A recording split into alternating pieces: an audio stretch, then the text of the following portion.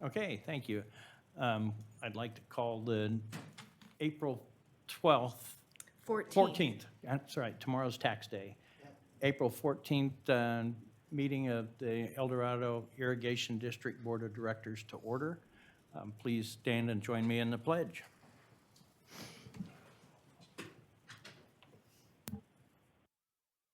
I pledge allegiance to the flag of the United States of America and to the republic for which it stands, one nation, under God, indivisible, with liberty and justice for all.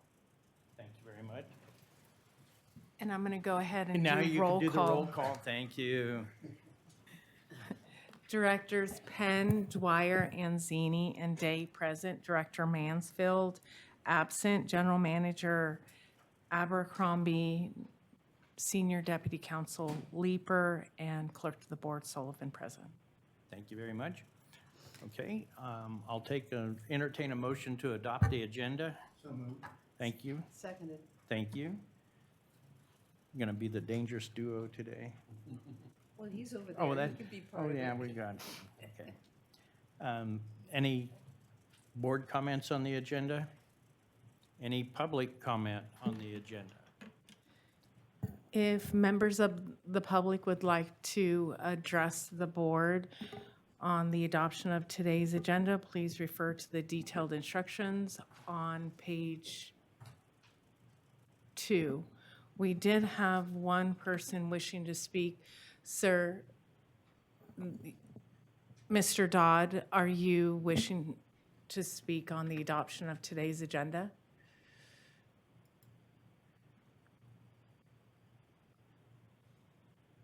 I'm looking for the public comment section. Okay, we'll circle back to you when, a little later in the agenda, and I won't let you miss it. Thank you. Okay, we have a motion and a second. And are we ready for the vote?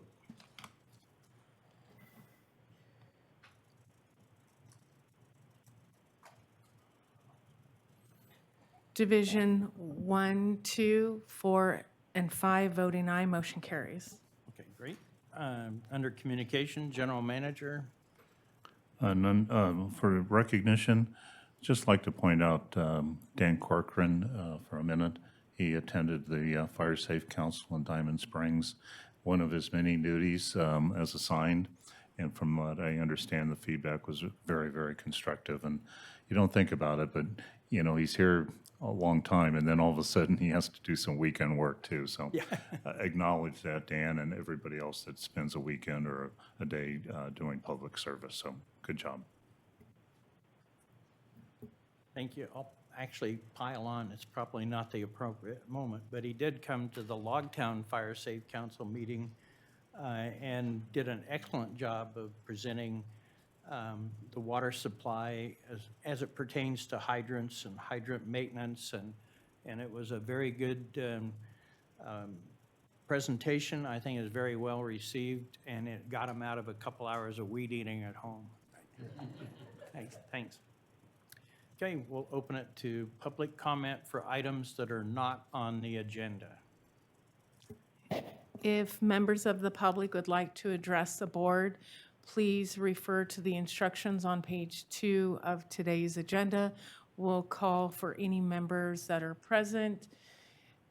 First, if any members of the public would like to address the board here in the room. No, we have Mr. Dodd that is wishing to speak online.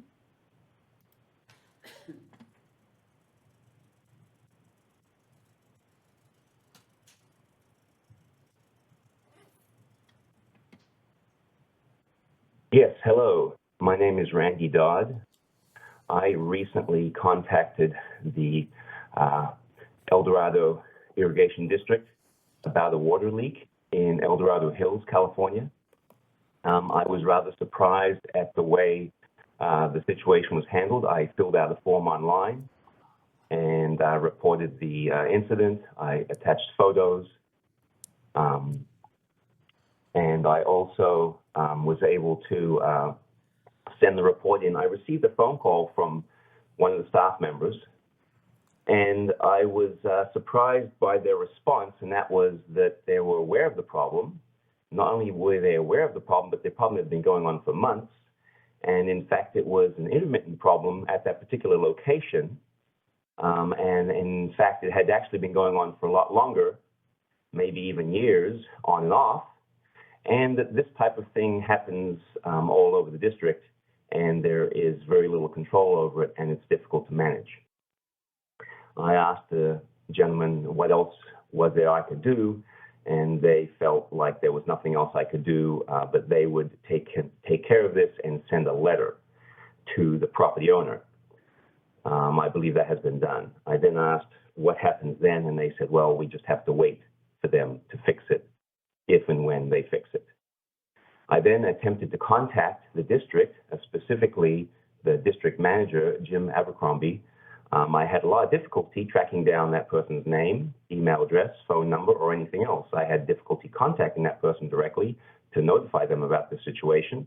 I was then sent over to somebody else named Jenny Downey and a few other people to talk about this matter. I have since sent some additional emails, some additional reports, some additional photos. I have since received some communication that has indicated to me that they're checking on it and working on it. But my bigger concern is the non-transparency of the agency in regards to the difficulty of contacting anyone that could assist me with such a problem like this. It seemed that I was being stonewalled from the very beginning, and I'm very disappointed in the way this was handled, and I hope you can take a look at this, consider it, primarily in two areas. One is the ability for the public to reach anyone in the district to convey them concerns about how the district is being run, or maybe a problem with an employee, or in this case, a problem with a water leak. The second thing I'd like to see take a look at is the way water leaks are being handled in the district. Are they being handled? Is anyone really checking? Is anyone really following up? Is anyone really aware of what is going on in regards to water leaks? Obviously, water is a concern in the state of California, and I'd just like to see us do a better job of that. That's all I have to say. Thank you very much for your time. Okay, thank you for your comments. I'm sorry you had a unfavorable experience. Usually when people contact our helpline, it works pretty well, and we've had some good feedback. So yours is kind of a surprise to us. We'll look into it and see what we can do. Yeah, if Jim, if you could just kind of look into it and get back to us and so that we can. Yeah, just asking if Jim can get back to us and just kind of let us know the sequence of events. One thing I wasn't clear was Mr. Dodd talking about a leak on private property. I think. I think we have to be very careful because this is not agendized. He was talking about a leak on private property, and I did speak to him multiple times. Okay, yeah, we'll have our general manager follow up with us on it. And I had another constituent that had sounds like maybe a similar situation, so we can talk maybe about that more as a board. Thank you. Thank you, Mr. Dodd. Okay, speaking of communications, we'll move on. General Manager Jim, do you have other issues for us? Nothing else today. Good, thank you. Jennifer, do you have? None today, thank you. Okay, fellow board members, do you have comments or on activity? Okay, Director Anzini. Change of agenda, not agenda, but I attended as your representative to the Mountain County Regional Water Association. I did not go to the reception the night before, but, you know, the 2-hour drive up to Yuba City was fun for almost an hour and a half meeting. But we went over a lot of the issues that we're dealing with the legislative part of our committee. And there's a report that was mailed to, our clerk of the board had forwarded it to all board members on what Mountain County is doing regarding legislative issues and things that are important and impacting us. So pay attention to when you see MCWRA, that's because the committee is active. And I look forward to the next one. We have these meetings once every 3 months, and it's a quarterly report, but we will have a workshop being scheduled in fall, so. Thank you, Director Anzini. Really appreciate you representing the district at the Mountain Counties Agency. So thank you for your service and your lengthy commute. Of course, the 2 hours up, then you had to drive 2 hours back. The weather was perfect. Good. Any other board comments? I have a quick one. I attended the El Dorado County Water Agency meeting last Wednesday, and the bulk of the meeting, there was a good presentation by the Tahoe, North Tahoe Utilities District. Many of the same problems that we have. They have a very small population and trying to spread costs of redoing their water distribution system across a small number of customers, of course, is driving their rates high. The other main topic of discussion at that meeting was they're redoing the 5-year review of the water agency strategy, which was interesting and long.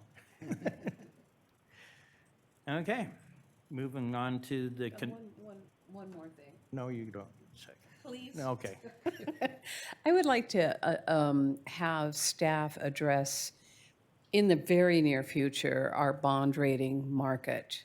Right now, there's been a substantial federal problem with bonds and the interest rates that are going up, and how that might impact us. Just a small report on that one. And we can do that. Our bond ratings hasn't changed since Ours the hasn't. issuance Do we have any bonds coming up is it 2027? for refinancing, no. But I'll prepare something for the board. Okay, thank you. And they're all fixed-rate bonds, Right, so it's not variable, so we're not subject to that variation. all But right. I'll put something together. Okay, thank you. okay, moving on to the consent calendar. I'll entertain a motion to approve. I'll move approval. Thank you, Director Anzini. Second. Oh, okay. I'll pop in from the outer limits here. Thank you. Is there any board comment on the consent agenda? Any public comment on the consent agenda? If members of the public would like to address the board on the adoption of today's consent calendar, please refer to the detailed instructions on page 2 of today's agenda.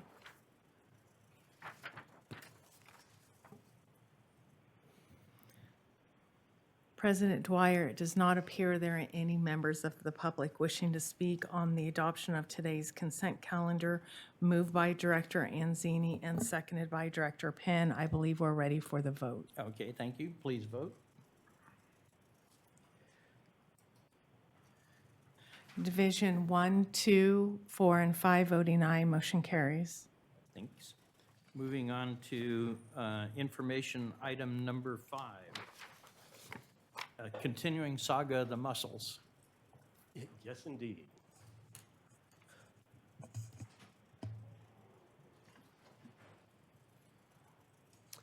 Well, good morning, members of the board. My name is Brian Deason, Environmental Resources Supervisor for the district, and I am here today with Miss Emily Bertram, Parks and Recreation Manager, to provide an update on the district's invasive mussel prevention efforts.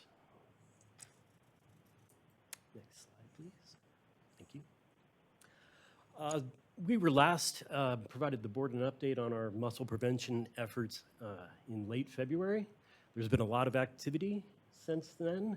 We're seeing more and more water managers in the region taking additional actions to prevent the spread and introduction of specifically golden mussels into their reservoirs and water infrastructure facilities.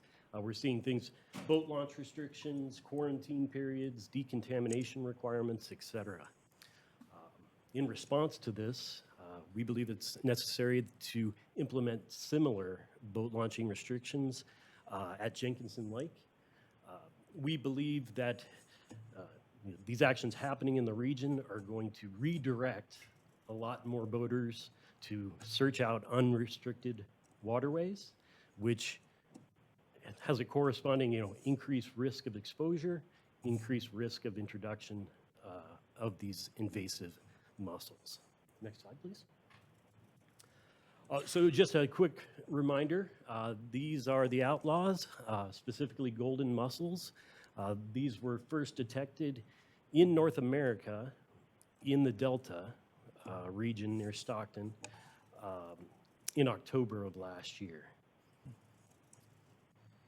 Next slide, please. So these guys can cause a lot of problems. They can wreak havoc on water infrastructure, clogging pipelines. They can damage boats, clogging bilges and other internal plumbing, and they also disrupt ecosystems. You can see this photo on the lower right. That is San Justo Reservoir. Those are actually zebra mussels, but that is just the shoreline blanketed with mussel shells. Next slide, please. Here's a recent map showing the latest occurrences of golden mussels. You can see that they are, they've been found at various locations in the Delta. They've also been found down at O'Neill Forebay, down by San Luis Reservoir, and this is where the water that goes through the Delta is then conveyed south through the federal and state water projects and sent down south to Los Angeles area. Next slide. So one of the primary pathways that facilitates the movement of these mussels is either being transported on or in different types of vessels, boats, and recreational watercraft. As I described, we're seeing more local, state, federal agencies taking actions in response to this. This is the first time they've been detected in North America, so the science is evolving. The species seems to have a greater tolerance of a wider range of water quality parameters in which it can live and reproduce, and so it's an increased threat. Brian, I guess it makes sense that the first discovery was in the Stockton area, since Stockton is a port and does receive ships from overseas. Yeah, it is likely that they were transported, on a big cargo ship. The species is native to China and Southeast Asia. So the types of actions that we're seeing everything from temporary closures that suspend all boat launching. We're seeing some areas requiring a valid inspection and decontamination prior to launching. Other agencies are implementing quarantine periods for boats, where boats are essentially. I have a question on the quarantine. I've read our report, and I was reading the Folsom Lake, their information, and I'm not clear on how you quarantine. So for instance, and I've gotten a couple questions from constituents of, we live near Folsom Lake. A lot of people take their jet skis and sea-doos and boats and whatnot to the lake. And they're like, well, if I show up, I launch maybe in May or June, and if I show up then, are they going to turn me away and say, no, you have to get this sticker, stay away for 30 days, and then you can come back? Yeah, we have quite a few slides that'll Okay. describe in detail. Yeah, I how was we reading, it's envision just not sticking in my brain because I read through it and it just and wasn't sticking. They'll show you. Okay. We've got a flow chart. So.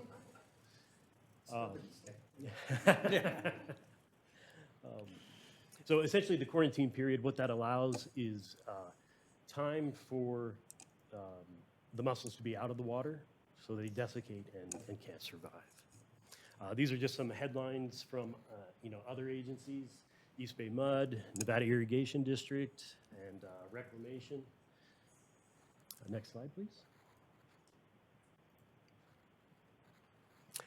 So, as I'm sure you're all aware, this was on the news this morning. Last week, Reclamation announced, it's California State Parks and Reclamation, announced that they would be implementing boating restrictions at Folsom Lake. So this is a significant action, and it's really close to us. Their restrictions are going into effect today. They'll be implementing a boat quarantine period. They're doing a hard closure for 30 days.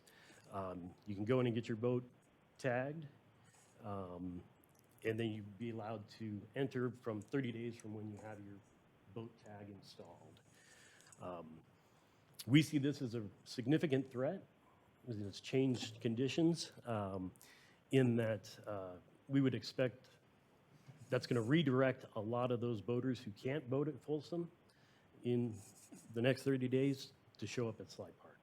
So we see that as increased exposure, as increased risk to district infrastructure and our water supply. This is just a graphic, the map to show kind of what's happening in our area. And you can see we're essentially surrounded by other agencies that are taking similar actions. Reclamation has implemented boating restrictions now at Folsom. Late last year, they had them in place for Lake Berryessa and New Melones. Nevada Irrigation District has Scotts Flat and Rollins boat launches closed, and they're implementing a boat quarantine banding program. SMUD recently closed Rancho Seco. East Bay Mud has got Pardee and Comanche reservoirs closed. They're developing a plan. Oakdale and South San Joaquin irrigation districts have Lake Tulloch closed. So we're essentially surrounded by other entities that are taking these additional actions to prevent the spread of mussels.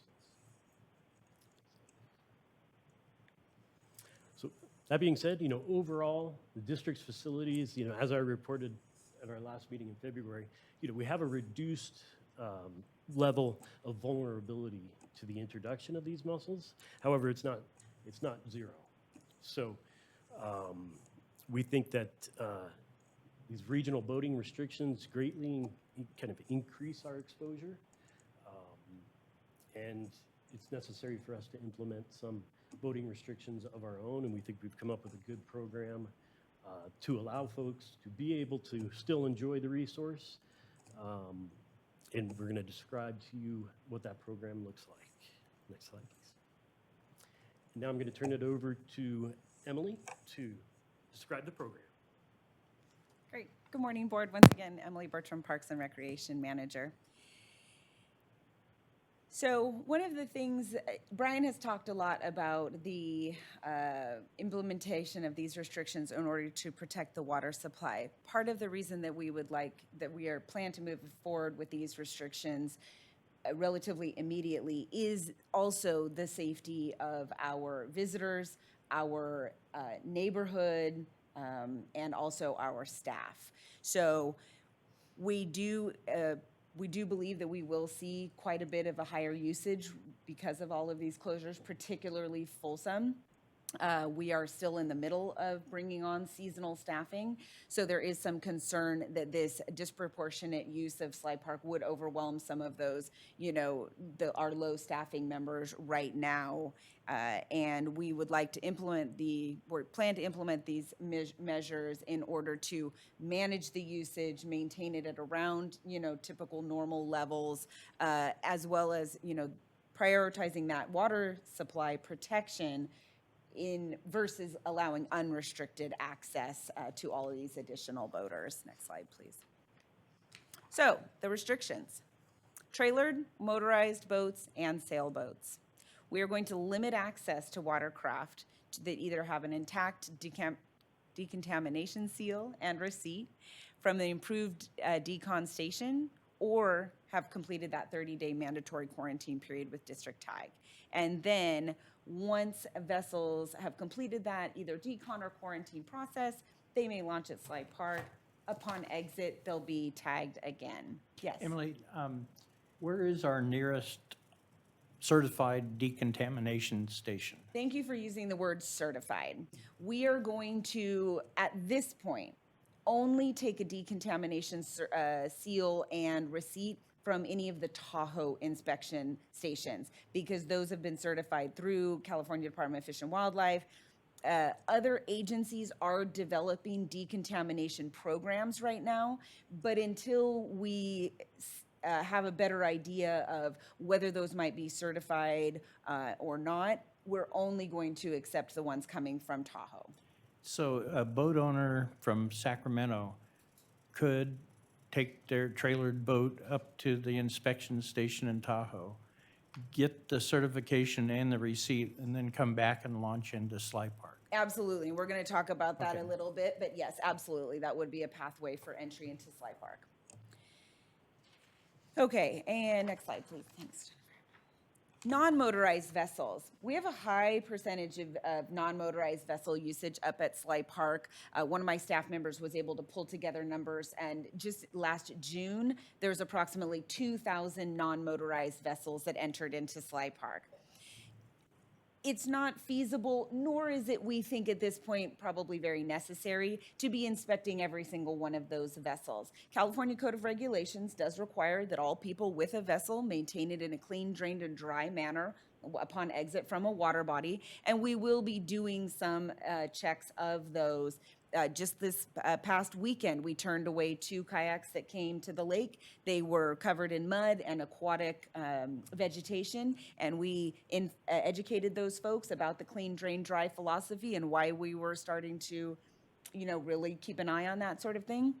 They were amenable and took their vessels away from the lake without launching.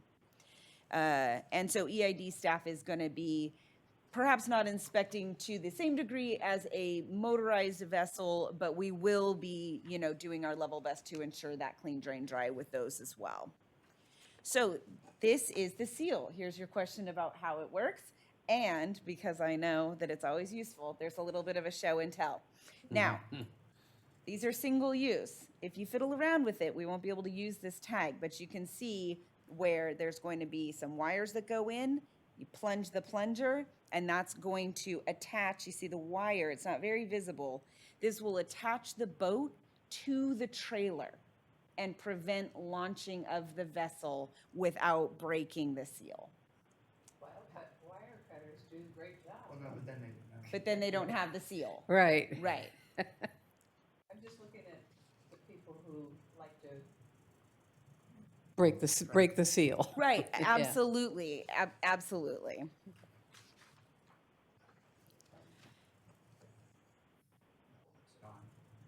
Right.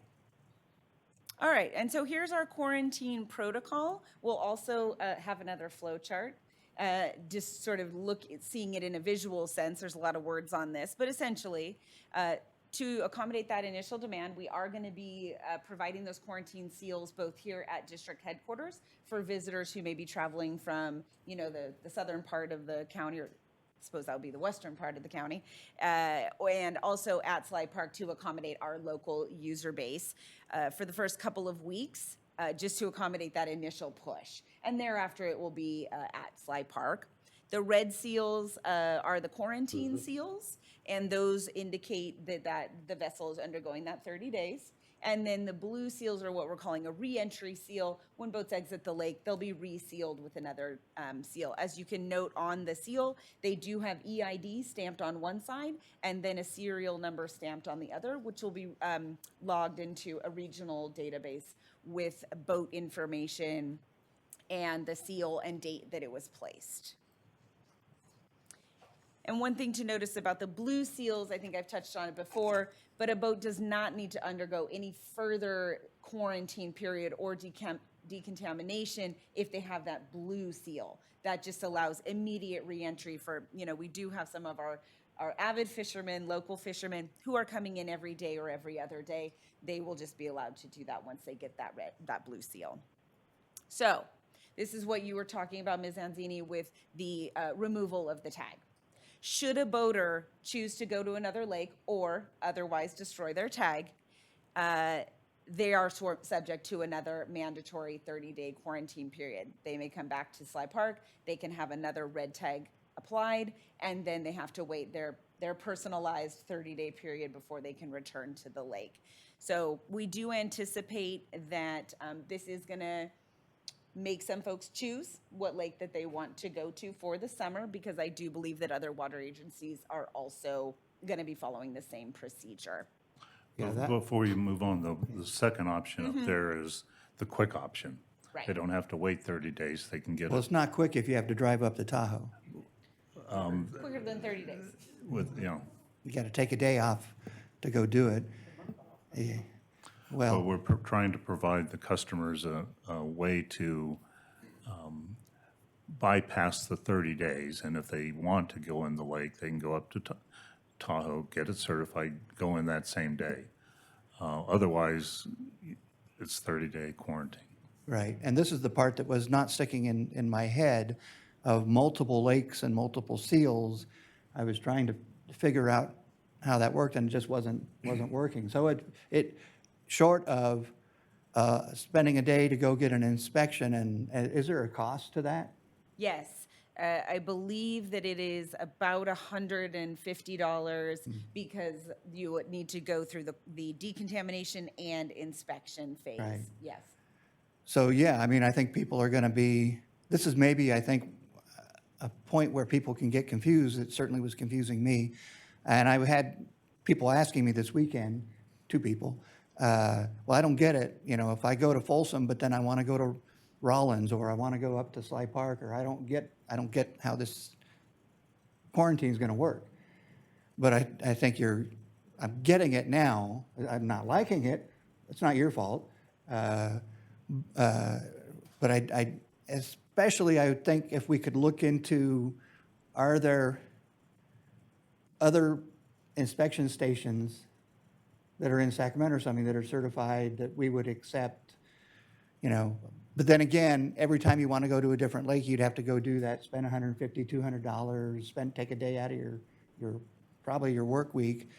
Yeah, I think it's going to be, I'm just thinking out loud, you can tell, is people are going to have to choose basically for the summer that I'm just going to take my boat or my jet ski or whatever to one place, one lake, and just have to, because I think it gets onerous and be very difficult to, you know, bounce around like a lot of people do typically in the summer. So, all right. But yeah, I would, if we can find other ways that are more local for people to get it inspected. I think that would be useful. I know we're small compared to like Folsom and stuff like that, but thank you. Thank you, sir. Yeah, we'll be looking for how do we make this as convenient to the customer as possible while protecting our assets. This is just rolling out, so if there are others in Sacramento that can do those inspections, that'd be great, but then you have to pay the fee. Right. So we're trying to make it customer-friendly, at the same time protect our assets. So I appreciate the fact that we still want to keep our customers happy in using our beautiful assets that we have. But it's just also, on the other hand, when you look at the picture of equipment full of these little mussels that would have to eventually be replaced by us, the cost to replace that would just completely off our budgets in order to maintain good, clean water for our ratepayers. So yes, we have Parks and Recreation, which is wonderful. People can see our beauty of our mountains. However, we still have to maintain clean, safe water for ratepayers. And that picture that you show with the rotors of the boats and our own equipment or similar equipment is a picture that tells people this is a severe situation. And it's not their fault, but we need to protect our equipment. Right. Yeah. Thank you. Next slide, please. So here's a flow chart for what the launching options are going to look like. Starting April 21st. So this is what's going to happen starting in 1 week from today when the full restrictions do go into effect. So you have your watercraft type. We'll start on the easy end on the bottom there. We've got the non-motorized vessels, kayaks, canoes, paddleboards. As long as they're clean, drained, and dried, they'll be allowed to launch without restrictions.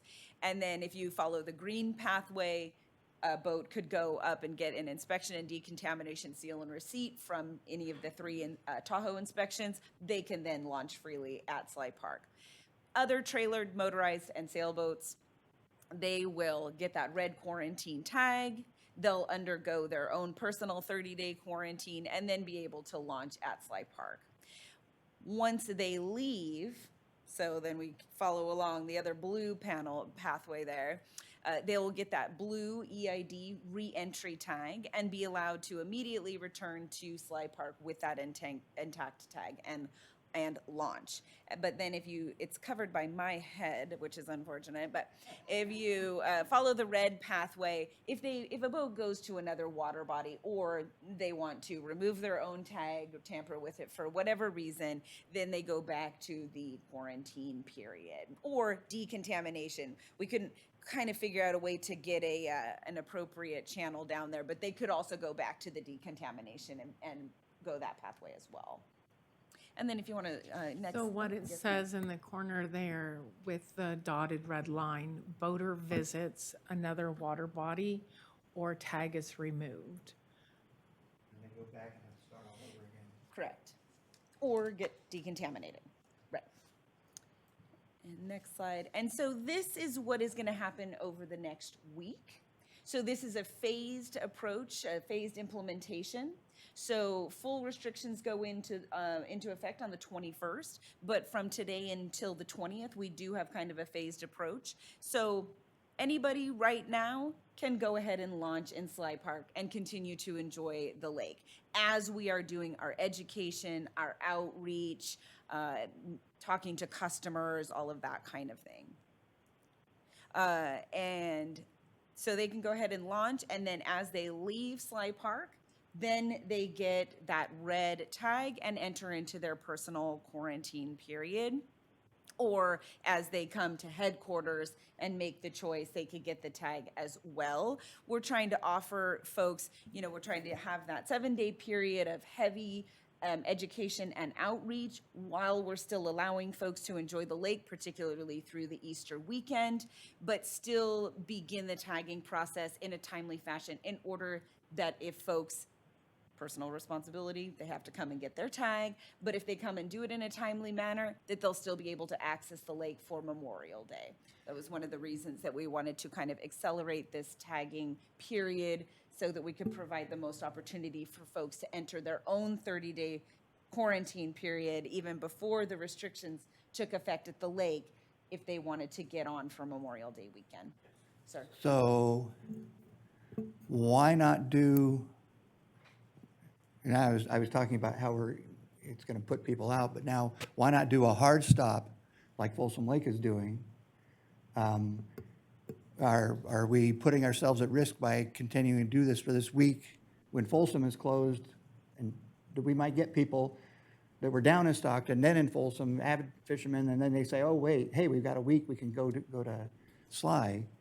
So Folsom did do the same thing. They announced their closure and gave a week of education and outreach before they actually implemented the closure. And so we were trying to provide the same grace period to our local customers that they could learn about the process. They could potentially start their own closure period. The other consumer group that we have is that the mooring facility folks, their contract doesn't begin until the weekend. We wanted to provide an opportunity for them to get into the lake prior to the quarantining procedures if they wished to do so. Okay. And, yeah, I mean, I guess it's probably this time of year, you're mostly getting locals. Yes, we have been tracking, I think as I mentioned in February, we've been tracking every boat that enters into Sly Park and noting what county they are from. So we have held very steady. It's been about 18% of boaters who have come from a location other than El Dorado County. So it hasn't really changed since we started tracking that in late December. We are starting to see some farther afield boats, but not a ton. Maybe one or two from outside the greater kind of Sacramento area.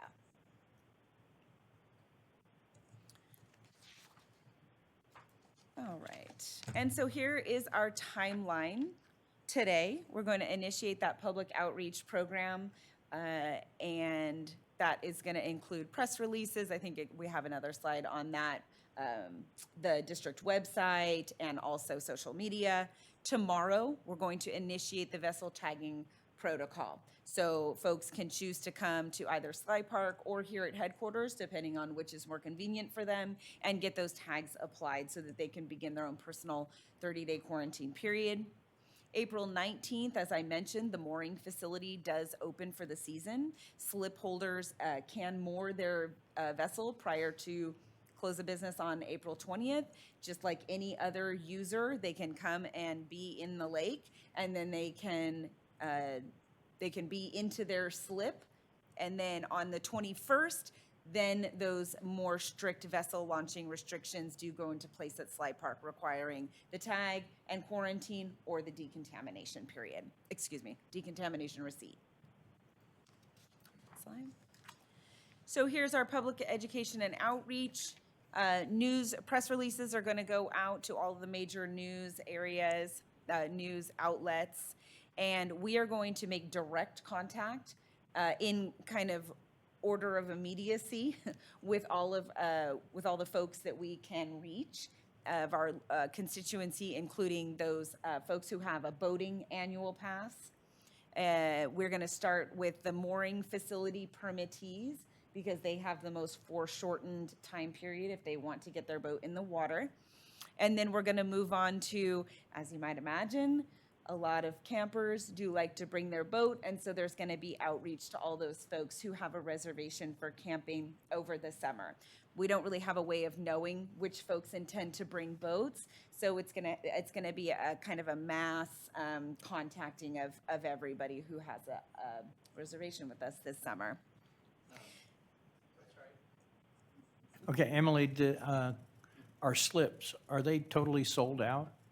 We are about 85%. There's 78 slips, and we're about 70 or so are sold right now. There's a couple that are in process, haven't completed all of their paperwork or whatever they need to do. We're pretty darn full. Okay, thank you. Yep. Director Day. Yeah, for the campers, that's a really good point, because they roll up here in July or August, and they're like, what?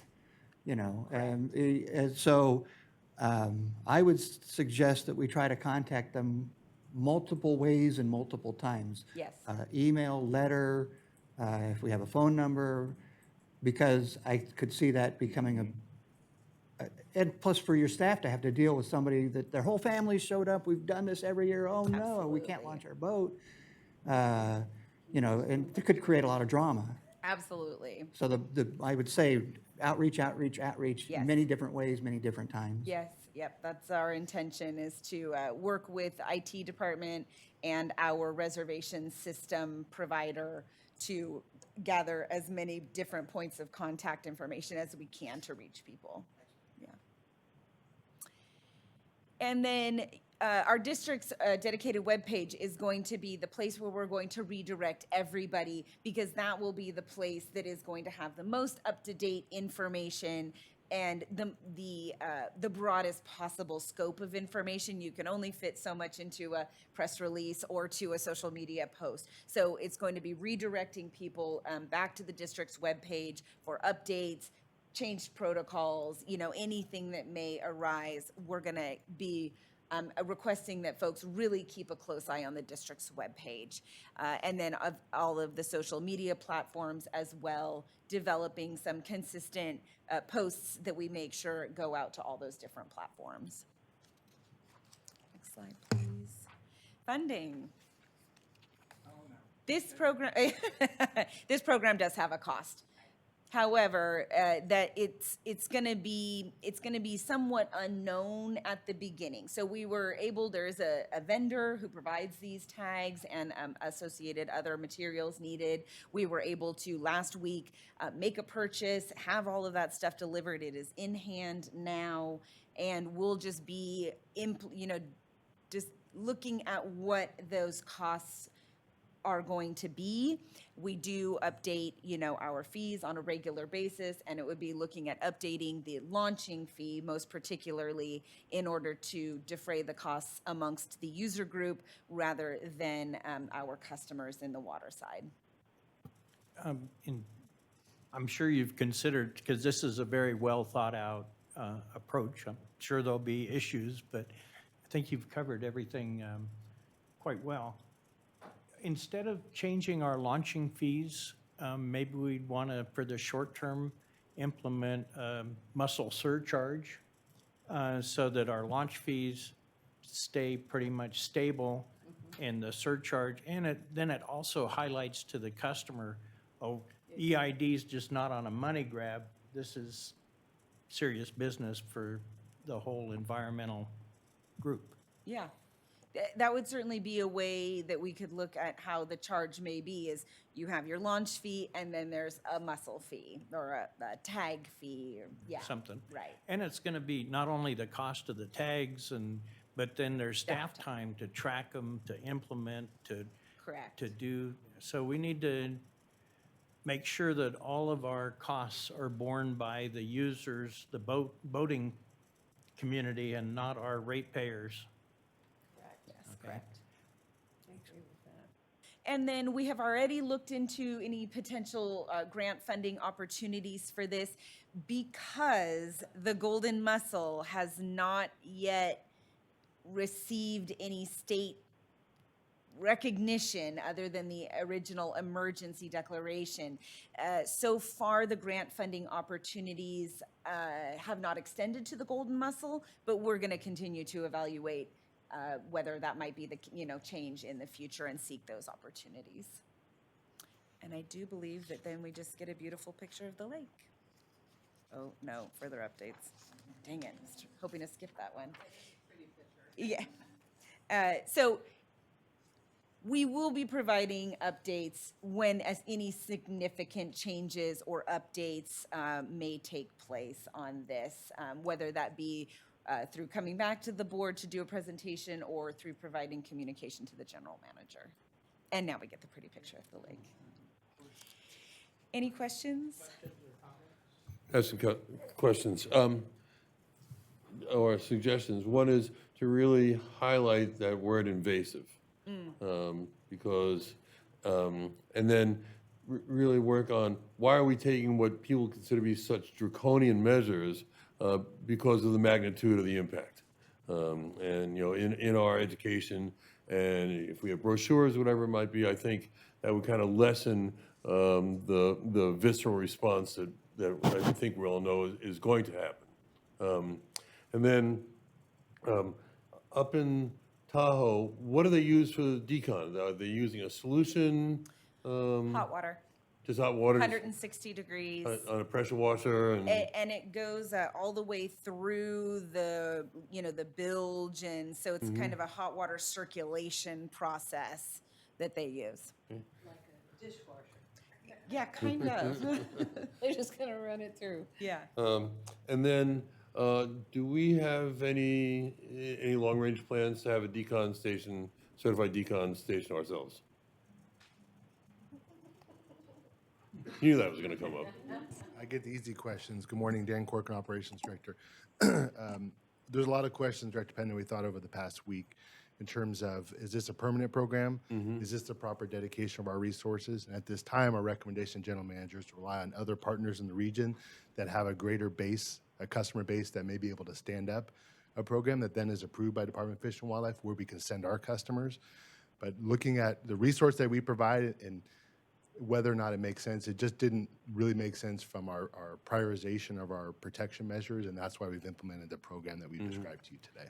And are the non-Tahoe water body managers, Are they looking at getting a certified program too, I presume? You know? Over the past week, there's been a lot of discussion about getting it up and getting it set with California Department of Fish and Wildlife. I do anticipate there'll be something in the Sacramento area in the not-too-distant future. That's the reality.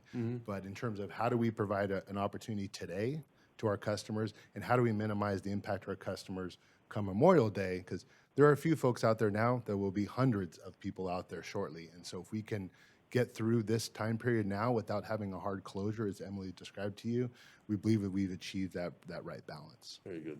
And then one other question, I don't know if this is for Brian or for you. If by chance we do get, some of these in the lake, is there any way that we can either minimize or mitigate, that impact? Or, Sorry, you're asking if we get mussels in the lake? yeah, what do we, I will what do we do? I figured it'd be a Brian. The non-science person? Yeah. I'll start from the operational standpoint, and then Brian can talk to the biological measures. As you may recall from the last time Brian and Emily were here, there's ongoing discussions with all of our regional partners about answering those exact type of questions. I can tell you from an operational standpoint, we're very concerned about the ability of getting, once you imagine, you've all been to Reservoir A, if you can imagine that pipeline from the bottom of the lake through the millions of dollars you've just recently invested in portions of the treatment plant, that's an unacceptable situation, and that's what we're working against, guarding Absolutely. against. I could say the control measures that we've seen with the zebra mussel up in the Great Lakes, extremely costly, extremely impactful, and that's the situation we're working to avoid. So, Yeah, no, now, from a prevention- biological perspective.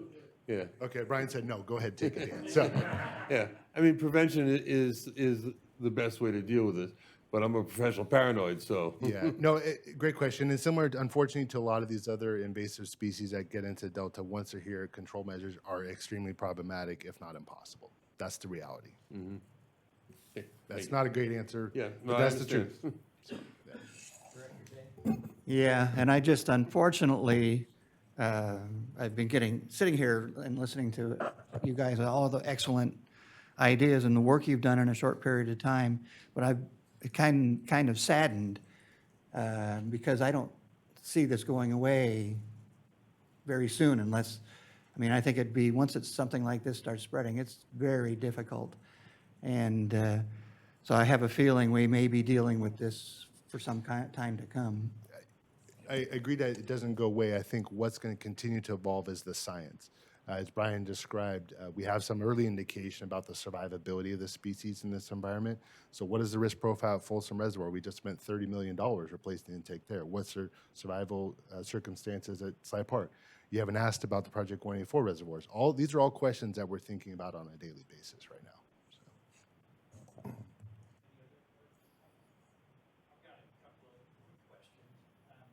Is we talked about the increased cost to provide protection from these mussels.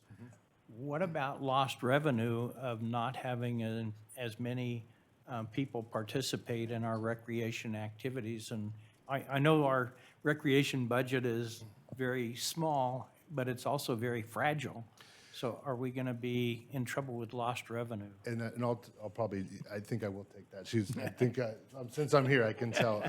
So that's great. That's another question we've thought about. We have fixed operational costs, right? And so one of the things we'll be doing in future updates is, okay, so what is our trend profile with visitation from in-county, out-of-county? How has that changed? How substantially has that changed? And how does that affect our revenue stream? I'm hopeful that by doing this program now, we can minimize that. I think we know that a lot of the folks are from the area. Now, the interlake and whether or not that might be possible to have interlake within the region once we're comfortable that our partners are doing an adequate job to protect our water supply.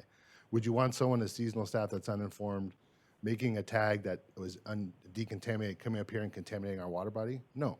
And so we need to be sure that whatever else is happening in the program is sufficiently protected.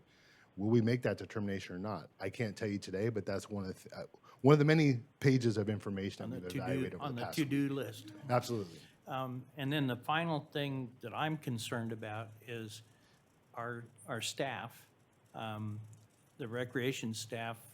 I can see them being subject to a lot of Criticism. and abuse by people that are trying to access our facilities and don't want to comply with the rules. Do we need to station a sheriff out there on our busy days, or? So public outreach, unfortunately, the good and the bad, I think our staff are well trained to deal with all forms of feedback, I'll call it, on a regular basis, right? But that's why we believe outreach is so important. That's why we have such an aggressive initial outreach and continuous outreach. We've talked as much as potentially working with Caltrans to put signs on the highway, the signboard. So there's a lot of whiteboard space that's been taken up in the past week and will continue to be taken up about just really hammering this home. It's going to be on the news. It's been on the news. It will be on the news. We're hopeful as part of this continues to grow, it'll become, unfortunately, sort of ingrained in the society going forward. Well, unfortunately, it falls on Emily's shoulders to train the existing staff and make sure they're sensitive to the issues. And also, as we bring on new temporary staff, that's always a challenge in its own way, but now they have an extra burden, so to speak, or need for education. Customer service skills. Yeah. Okay, thank you. Again, it was a great presentation, very well thought out in a short period of time. Last time we had this briefing, I was like, we got no problem. It's all down in the Delta, and now suddenly we've got the problem. But I think you've designed a really reasonable and well thought out approach. Director Anzini, did you have something? Well, okay, so it's the drip, drip, drip method of customers' education. And just, like I say, golden mussel warranty, going up Highway 50, people will get used to it, but humans just have a hard time with changes, especially behaviors that they have always enjoyed. And, it's going to be an issue of toxic behaviors from certain people who take their boating for a real serious cause. And I think that our staff is capable of dealing with that. So I'm not too fearful of people needing police officers there, but just a high awareness that you're going to need to. We have our rangers there. Yeah, the Rangers going to have to be up there, and there's customer service skills too. So, it's just the process. So thank you for your presentations. And just, while you're doing the presentation, my mind flashed back to 2007 up in Davis Lake with the Northern Pike and the Rhododendron there, which created such havoc. So, I think we're doing a good job of foreseeing the problems and trying to prevent that, because the consequences of, invasion are just so catastrophic. And as we've all talked about, and you've recognized, reaching out, being able to provide that compelling argument to the public, even though it may not be well received, but you've thought it through, and we'll just have to do the best we can. Thank you. Any other board comment? Is there any public comment on this item? If members of the public would like to address the board, please refer to the detailed instructions on page 2 of today's agenda. First, we'll take any comments from members of the public present here today. Does not appear we have any members of the public wishing to speak here in the room with us. However, we do have someone online. Once I release you to talk, please state your name for the record.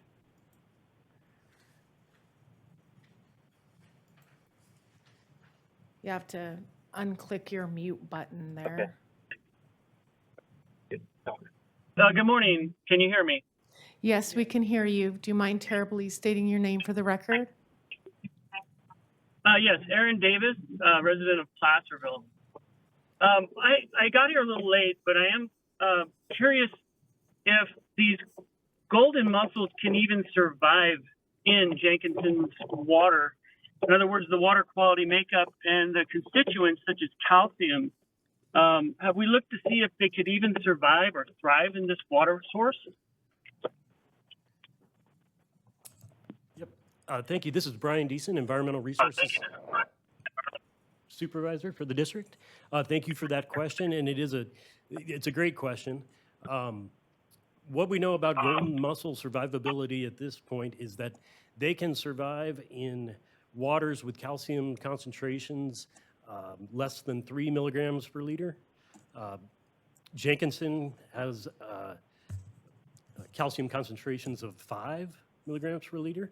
So we are within the range of water quality conditions that would allow this species to survive. Okay, thank you for that. I have another question followed up by just one other. Will this program be reciprocal?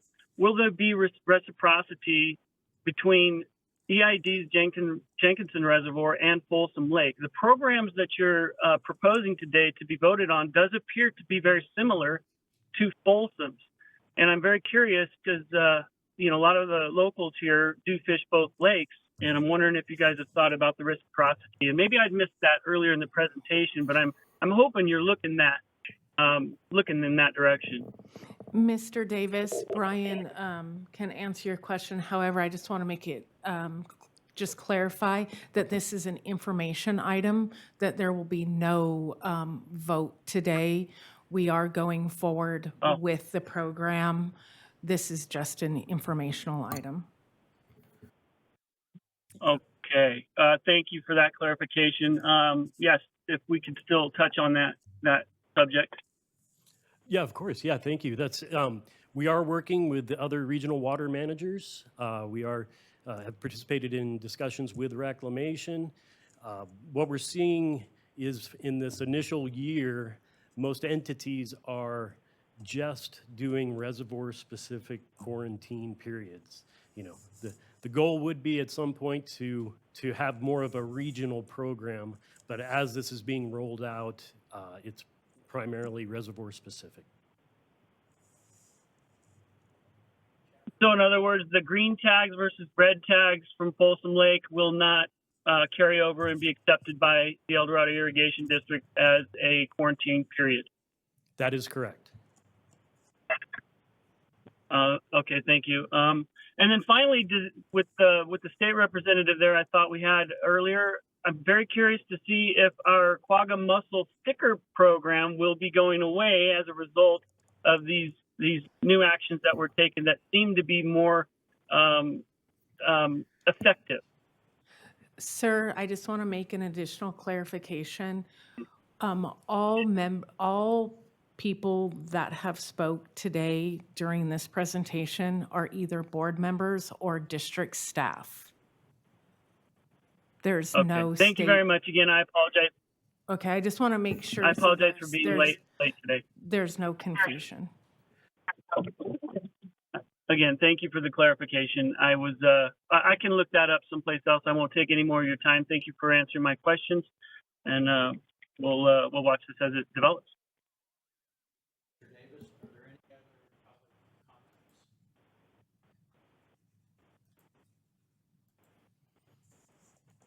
If members of the public would like to address the board, please refer to the detailed instructions on page 2 of today's agenda.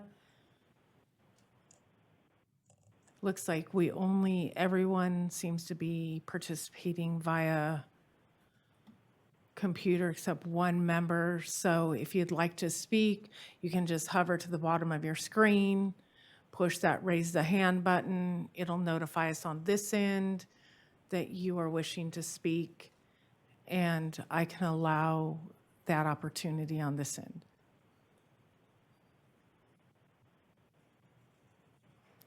President Dwyer, does not appear there are any additional members of the public wishing to speak on information item number 5.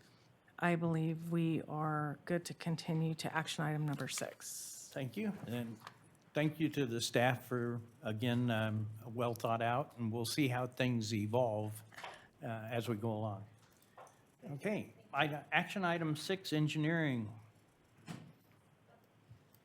Some more filter valves. I would just wait for quite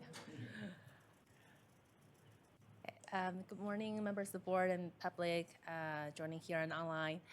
My name is Sifang Shan. I'm a senior civil engineer with the district.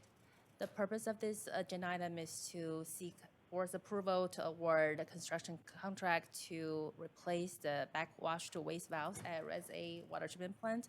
and its associated project funding. Okay. It's the microphone. Okay, yeah, I'll speak louder. Previous board actions on this project includes the initial CIP adoption in October 2024. And in December 2024, the board awarded contract to Hurry Engineering to begin design of the replacement project and added 20,000 for capitalized labor for funding.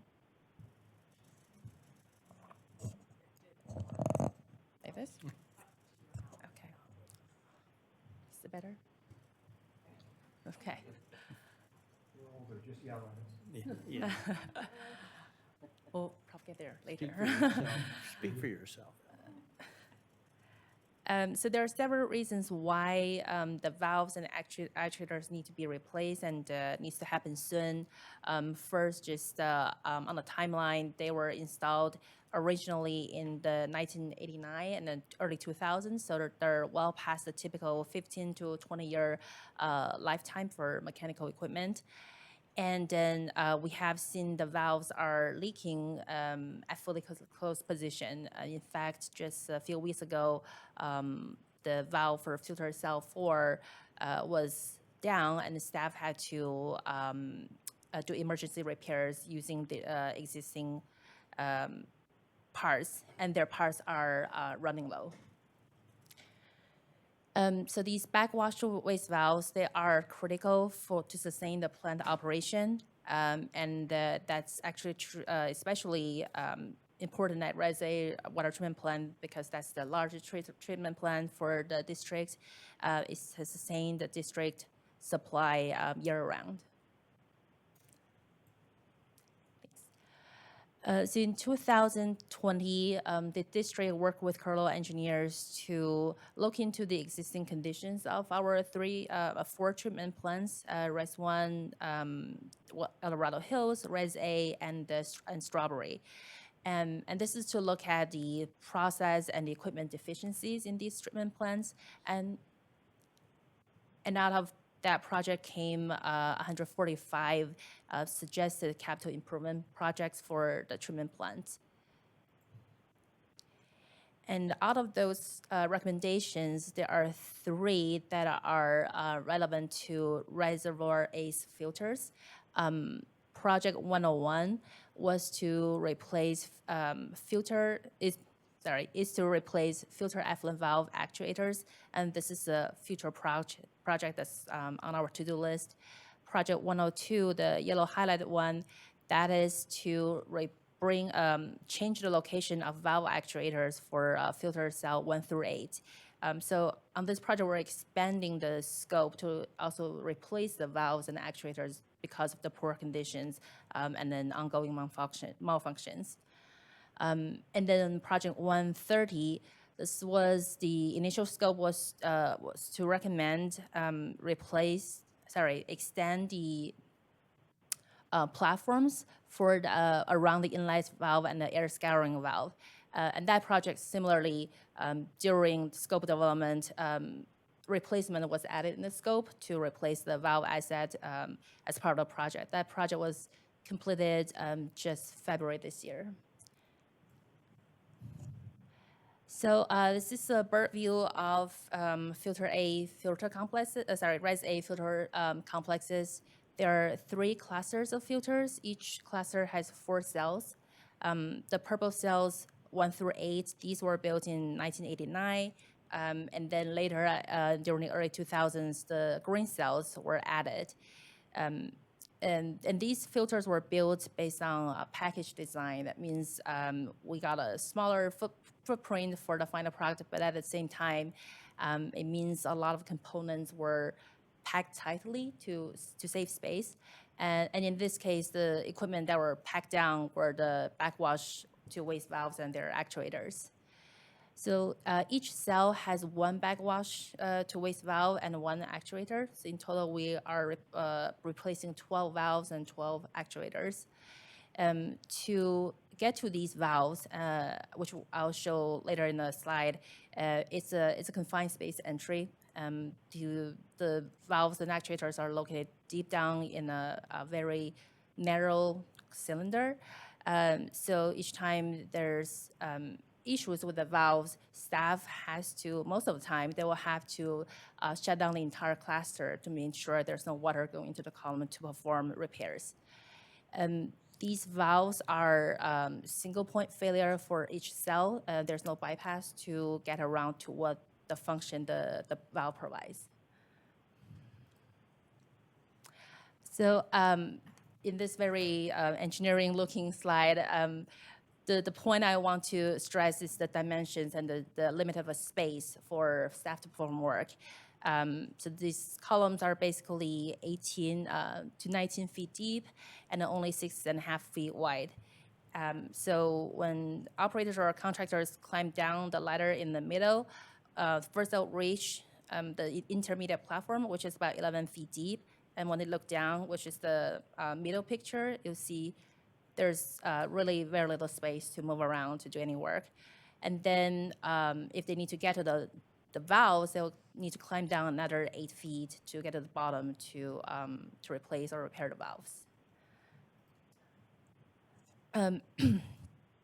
In July 2024, the design engineer and the water operation manager went down into the columns to prepare for the design and also look at the conditions of the valves. And you can see most of everything in there is severely corroded. So the picture on the left is one of the actuators. And the one in the middle, you can see the coating peeling off of the valve operator extension column. And then on the right, you can see water leaking out of the valve. So this is a replacement project, but there are some challenges we'll have to work against during construction. The first is we're not replacing with old type valve, so certain details will have to be ironed out by the contractor in field. They have to do measurements to make sure everything will align, and then before ordering the parts. That makes us have to deal with the long lead time of the valve of the purchase, which is about 36 weeks. And then we're also limited on the back end of construction schedule. Res A is operated year-round. We can only do work during November to March during the low production period. So the scope of construction includes replacing all 12 valves, replacing all 12 actuators. We're also elevating the actuators for filter cell 1 through 8 to above the deck, similarly to what was done for 9 to 12, and the picture on the right shows what it will look like. And creating a platform cutout, rotating it and welding it back, replacing wire and conduit, and then startup and testing. And knowing how difficult it is to carry out just maintenance, repair, replacement, this time around we have upgraded the valve material from the original cast iron to stainless steel for longevity. The project was advertised for bid in February this year and received 4 bids ranging from about $1.2 million to almost $2 million. The engineer's estimate for construction was $1.83 million. The apparent low bidder, the recommended bid, WM Lyles with 1.2 is lower than the engineer's estimate. So we did look into the details of the bid to make sure we have confidence in the selected contractor to perform this project. So just the valve purchase is similar to what the engineer estimated was, and then among the 4 bids, the valve purchase the costs were similar. However, WM Lyles is currently already mobilized at Res A for the Slide Park Intertype project. So, and then timeline-wise, between the 2 projects, they line up quite well. So and also generally, it's not uncommon for a contractor when they prepare bids, they due to their business strategy, their estimating philosophy, et cetera, there are wide ranges for a lot of other items, for example, mobilization, safety, staff submittal, paperwork, et cetera. So after reviewing these details, we consider this is a reasonable bid, even though it's lower than the engineer's estimate. And we also check that there will be a different superintendent for this valve replacement project than the slide park intertype project, so that each project has its own responsible person and dedicated resources. For construction management and engineering services, we recommend sole sourcing with Hurway Engineering. They are the engineer of record for this project. They also worked as construction manager for the inlet valve replacement project, which was just completed in February at Res A. And they also serve this dual function as both the designer and construction manager for the district generator replacement project at Res 1. Because of the very linear and little room for delay in this project construction schedule, we think being able to make quick decisions, being able to having the knowledge of the design intent and challenges with the project will help meet that scheduled demand. So we recommend sole sourcing with Hurway Engineering for time and then financial efficiencies. This project work is limited to the filter complex and as well as within the plant fence line. There's no ground disturbance work, so this is our environmental staff have reviewed and qualified this as a CEQA categorical exemption. So the breakdown of funding request is $1,199,000 for with WM miles for construction, $129,726 with Hurway Engineering for a combined role of CM and engineering service during construction, and $40,000 funding for construction inspections, $50,000 for capitalized labor, and $140,000 for overall project contingency, for a total of about $1.55 million. I can read it out. Do you need that number? Okay. $1.5 million. Okay. So 3 options are being presented to the board. Option 1, award contracts in the not to exceed amounts of $1,199,000 to WM Lyles for construction and $129,726 to Hurway Engineering for construction management and construction engineering services, and authorize project funding of $40,000 for construction inspection, $50,000 for capitalized labor, and $140,000 for project contingency, for a total funding request of $1,558,726 for the Reservoir A water treatment plant backwash to waste valve replacement project. Option 2, okay.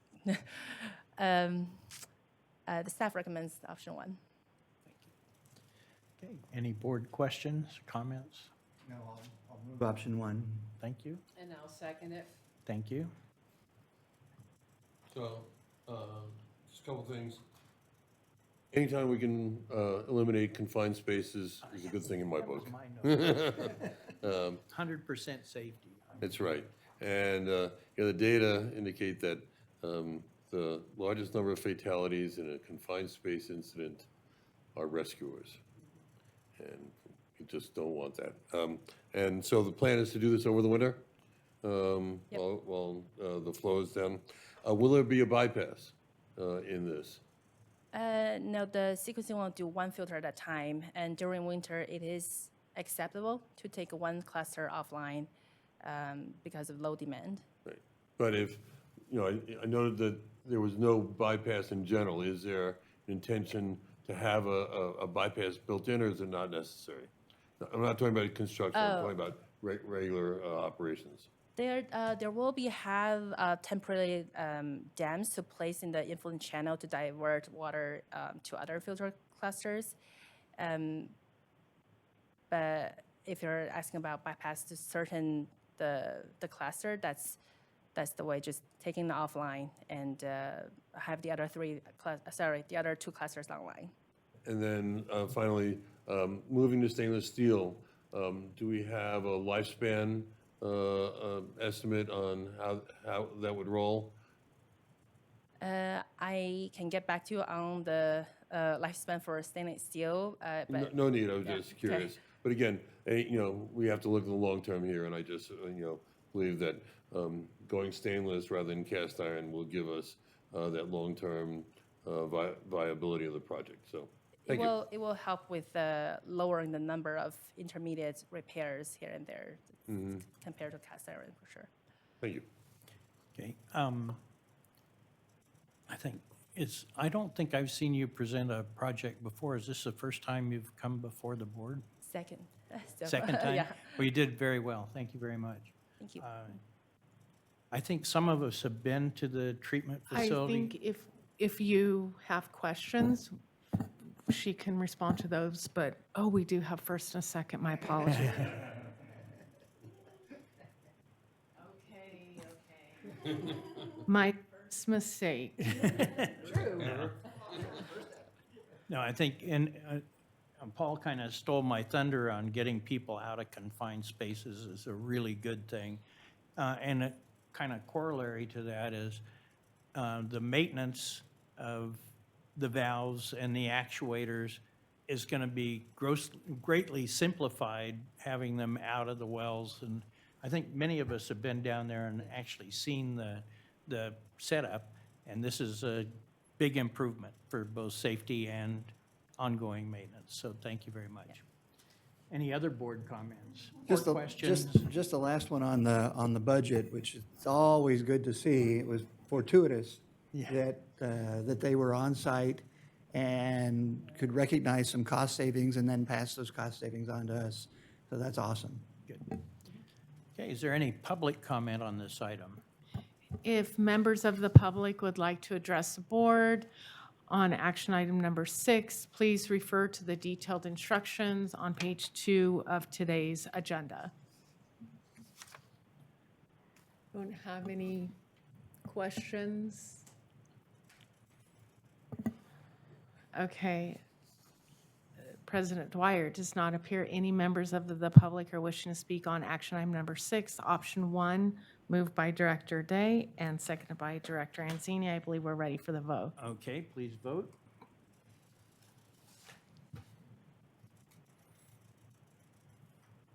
Division 1, 2, 4, and 5, voting aye, motion carries.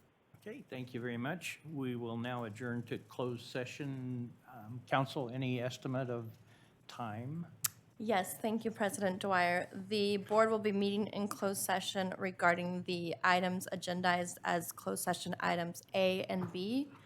I estimate that that will require at least 30 minutes, but it could be longer. Could be. Okay, thank you very much. We'll adjourn to closed session. So for the purposes of this Zoom meeting, this Zoom session will be shut down, and we will reopen once the board reconvenes, no sooner than 10:55. However, it could be later. Okay, we'll reconvene the board meeting out of closed session. Council, do we have anything to report?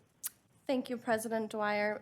Regarding closed session item A, the board met and provided direction but took no reportable action.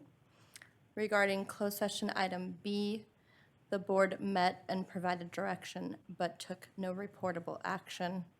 And that concludes my report. Thank you very much. Jennifer, do we have any assignments? I think we just have one direction to staff. No, it doesn't look like. I just wanted to say, though, realized that for our tentative items, there's one item that's not listed on there because Director Mansfield is not here this meeting, and he's a representative for LAFCO. So on the next meeting will be the district's LAFCO vote will be on the agenda under Director Mansfield. Okay, thank you very much. Any other director comments? Okay, meeting adjourned. 12:10. Happy Easter, that's